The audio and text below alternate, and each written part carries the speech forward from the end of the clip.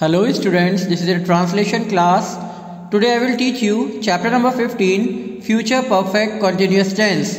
Children, इसकी पहचान हिंदी में होती है हिंदी वाक्यों के अंत में किसी समय से रहा होगा, रहा होगा, रही होगी, रहे होगे या रहे होंगे आदि आता है। उन शब्दों को हम फ्यूचर परफेक्ट कंटिन्यूअस टेंस की श्रेणी में लेते हैं। इसके नियम मीन्स रूल्स। पॉइंट नंबर 1, इस काल के वाक्यों में शैल हैव बीन या विल हैव बीन के साथ वर्ब की आईएनजी फॉर्म का प्रयोग किया जाता है। Point number 2, point of time, समय के निश्चित बिंदु से पूर्व सिंस का और पीरियड ऑफ टाइम, समय की अवधि से पूर्व फॉर का प्रयोग किया जाता है, जैसा कि मैं आपको प्रीवियस चैप्टर्स में बता चुका हूँ। पॉइंट नंबर 3, एफर्मेटिव सेंटेंसेस में सब्जेक्ट के बाद शैल, विल हैव बीन और वर्ब की फर्स्ट फॉर्म प्लस आईएनजी का प्रयोग किया जाता है। पॉइंट नंबर 4, नेगेटिव सेंटेंसेस यानी कि नकारात्मक वाक्य में सब्जेक्ट के बाद शैल और विल नॉट हैव बीन का प्रयोग किया जाता है। चिल्ड्रन, शैल का यूज़ आई और वी के साथ यूज़ होता है और प्लूरल सब्जेक्ट के साथ, और विल का यूज़ जो होता है children singular subject he, she and all singular subject के साथ होता है। पॉइंट नंबर 5, इंटेरोगेटिव सेंटेंसेस में वर्बल क्वेश्चन जो कि शैल विल से स्टार्ट होंगे का प्रयोग सब्जेक्ट से पहले किया जाता है। प्रीनोमिनल क्वेश्चन मीन्स क्वेश्चन वर्ड वाले वाई, वेयर, हाउ आदि प्रश्नवाचक शब्दों का प्रयोग शैल विल से भी पहले किया जाता है। पॉइंट नंबर 3, प्रश्नवाचक वाक्य यदि नकारात्मक मीन्स नेगेटिव भी हों तो सब्जेक्ट के बाद हैव बीन से पहले नॉट का प्रयोग किया जाता है। पॉइंट नंबर 4, प्रश्न वाक्यों के अंत में प्रश्न चिन्ह अवश्य लगाया जाता है।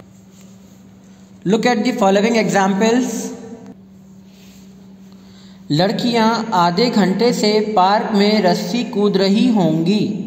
लड़कियां प्लूरल है, इसलिए the girls will have been, have plural के साथ होता है यूज, हमने आपको पहले बताया था। विल हैव बीन स्किपिंग, कूदना skipping, in the park for half an our, रस्सी कूदने को स्किप बोलते हैं, तो कूद रही होंगी तो स्किपिंग हो जाएगा, in the park for half an hour. माली 1 घंटे से घास क्यों नहीं काट रहा होगा। घास काटना टू मूव, तो मूविंग हो जाएगा इसका। Why will the gardener not have been moving the grass for an hour, question mark.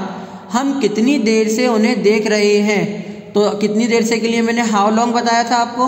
How long shall we have been, देखना मीन्स वॉच, वॉच के साथ आईएनजी फॉर्म यूज करेंगे हम, ऐड करेंगे तो वॉचिंग, उन्हें देम, देन क्वेश्चन मार्क।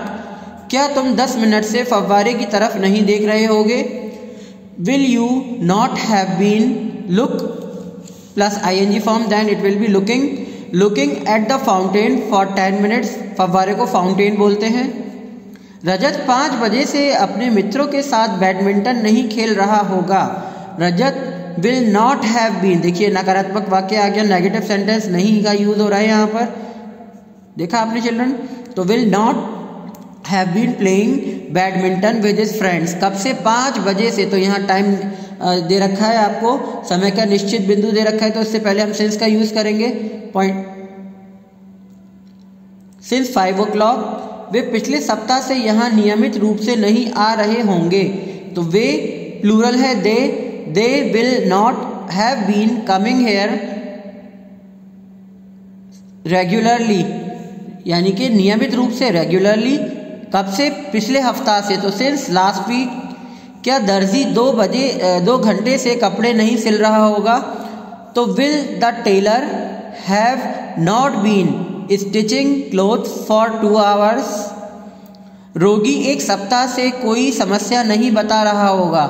रोगी the patient will not have been making समस्या एनी कंप्लेंट, कब से, 1 सप्ताह से, for a week. Printing mistake children. क्या ईशान 4:30 बजे से अपना पाठ दोहरा रहा होगा? विल ईशान हैव बीन, दोहराना मीन्स रिवाइज करना, रिवाइजिंग हिज लेसन सिंस 4:30। क्या दादी माँ 4:20 से पूजा पाठ कर रही होंगी? Will the grandmother have been, पूजा पाठ करना, ऑफर प्रेयर, तो offering prayers since 4:20, then question mark. Hope children you understood the future perfect continuous tense.